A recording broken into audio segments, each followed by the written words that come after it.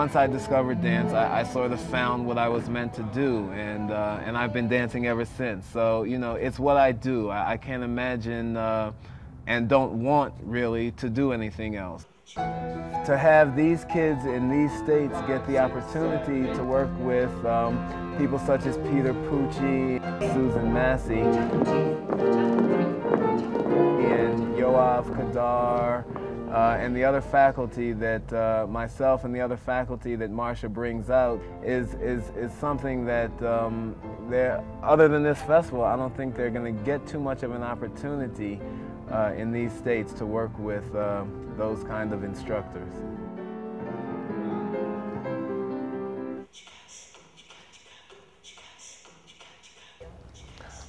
Dance for me makes me feel like I'm sitting on top of the world, because there's no way for me to express myself when I can't do it vocally. My body does it for me.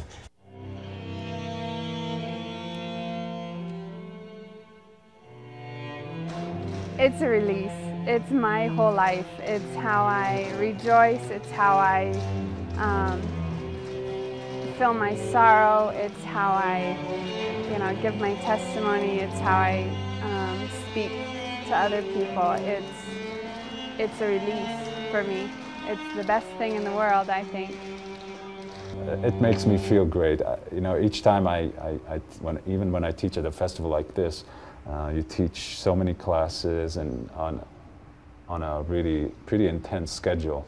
And sometimes in the mornings at 8 o'clock, I question myself, how can I go and stand in front of a class and teach? Because you have to wake everyone up, you have to drive everyone and stimulate everyone. And somehow when I stand in front of a group of dancers and the music starts, it carries me through, and it's beautiful. So hopefully I can do this for a while longer.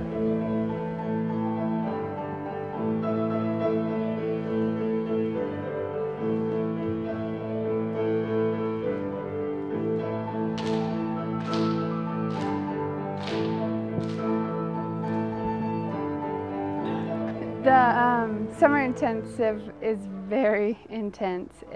We start on Wednesday and we go a week and a half later to Sunday, dancing the whole week through and learning rep pieces. The children dance from 8 o'clock in the morning until 5:30.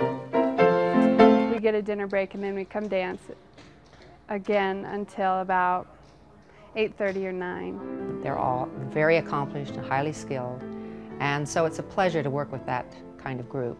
Also, in 11 days, what we accomplish is amazing. Part of the founding mission, and this has been a concern and a purpose that we have continued, is to provide extremely high level, high quality dance accessible to dancers of all capabilities. Beginning dancers, dancers who have been in our program for a long time, teachers in the field of dance.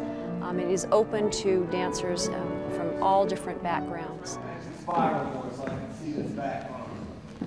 I want to, having a handful of teachers at Snowy Range for an intensive week gives me the opportunity to take the corrections from every single one of them and say, okay, I have to fix this, I need to do that, I could do this better. That's right, that's it. The main issue I'm trying to learn is to get in and get the combination right away, whether it's a class or whether it's a repertory piece that they're teaching.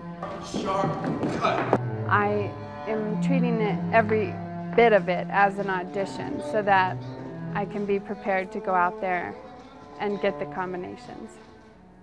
The intensity, the focus that they have to keep here at the festival is the same and very similar focus that you have to keep as a professional dancer.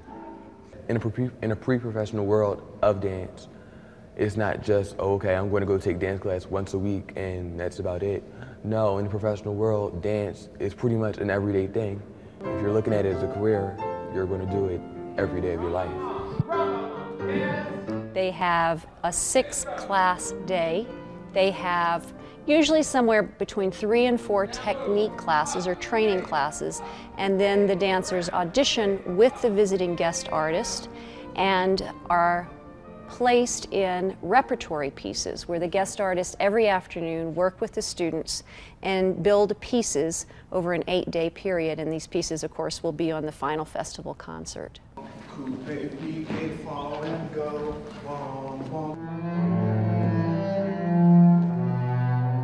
They all have a sense of what ballet is like, and some of them kind of know what tap is like, but they really might not know what modern's like, and they might not know all of the different nuances of jazz, and it really opens their eyes to a much broader dance experience than what kids are able to experience in home studios.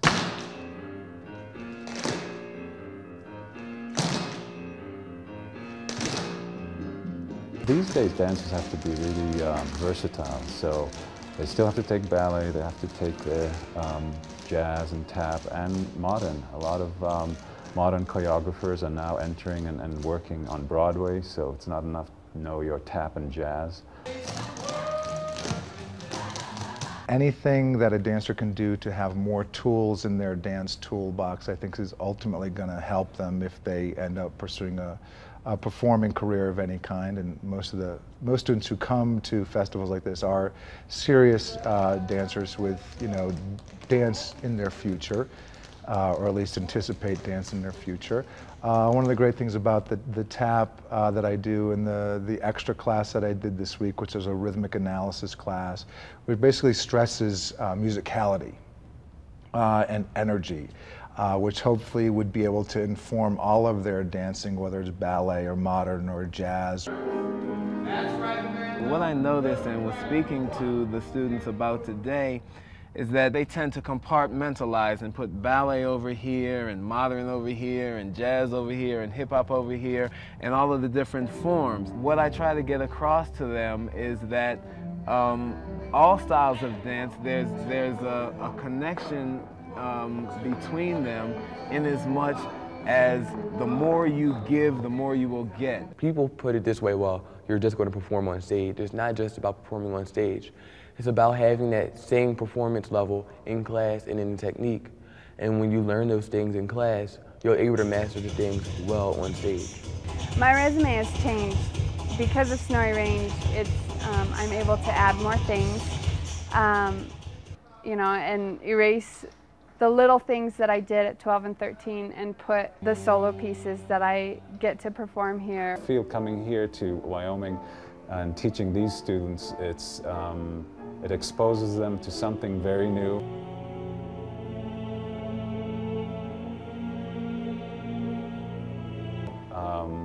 I come and I'm exposed to different dancers, and it helps me grow as a teacher. So it's really almost a mission to go out and search for people who want to dance and can't really get it every day.